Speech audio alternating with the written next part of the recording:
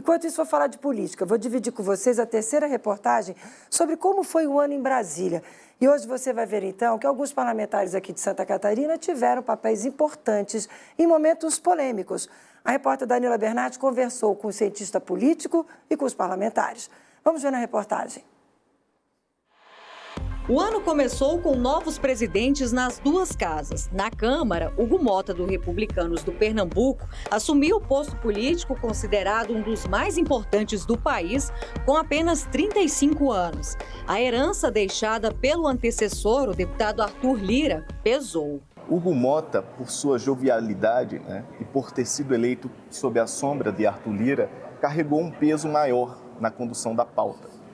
E enfrentou na Câmara dos Deputados uma pauta mais polarizante, como a PEC da blindagem, que desgastou um pouco a imagem do parlamento, e também o tema do julgamento do ex-presidente Bolsonaro, que fomentou o tema também da dosimetria. E nesse processo de negociação, como ele foi eleito com o apoio do PT e do PL, ele arregimentou para si desgastes.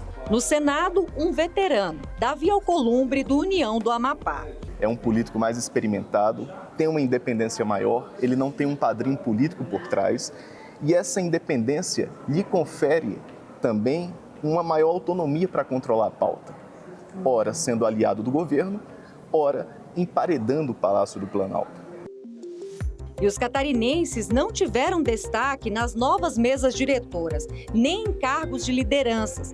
Apenas Fábio Choquete, do União, que assumiu o Conselho de Ética, e Caroline Detoni, que foi escolhida a líder da minoria. Primeiro que eu vejo muito importante para Santa Catarina, eu sou o primeiro catarinense da história a presidir o Conselho de Ética, uma comissão, um conselho extremamente importante. E o nosso trabalho aqui ele foi de extrema relevância para o bom funcionamento da casa.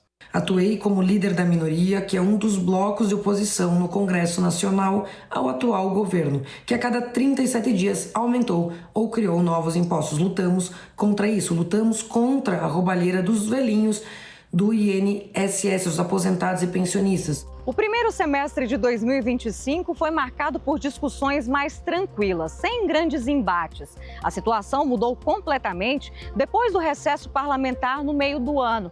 A prisão domiciliar do ex-presidente Jair Bolsonaro e logo depois o julgamento dele e de outros acusados por tentativa de golpe no Supremo Tribunal Federal refletiram aqui no Congresso.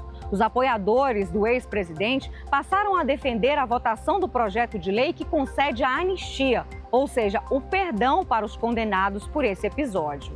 Obstrução das pautas, negociações que duraram todo o segundo semestre. E, paralelo a isso, projetos polêmicos. Como esquecer a PEC da blindagem, que dava aos parlamentares a imunidade diante de crimes? A proposta não passou no Senado. Um tema que ganhou muita proeminência foi a segurança pública. A mega operação que ocorreu no Rio de Janeiro acabou fomentando e florescendo vários projetos dentro do parlamento em relação ao tema. Projetos de enfrentamento à criminalidade e que acabou ganhando corpo dentro do Congresso Nacional. 2026 chega com um cenário bastante previsível. Se bem que falar de previsibilidade no mundo da política em Brasília é praticamente impossível. Mas, ao que tudo indica, o primeiro semestre deve ser bastante agitado. Já depois, o foco dos parlamentares será a eleição, que vai pautar as discussões de todo o ano. Devemos ter uma maior presença de temas de tom populista dentro do parlamento, de projetos de tom eleitoreiro, inclusive que confrontam o discurso de responsabilidade fiscal. Então devemos ter uma maior ascensão de matérias que aumentam e elevam o gasto público, que aumentam a pressão orçamentária do governo, e o próprio Palácio do Planalto vai impulsionar projetos também eleitoreiros.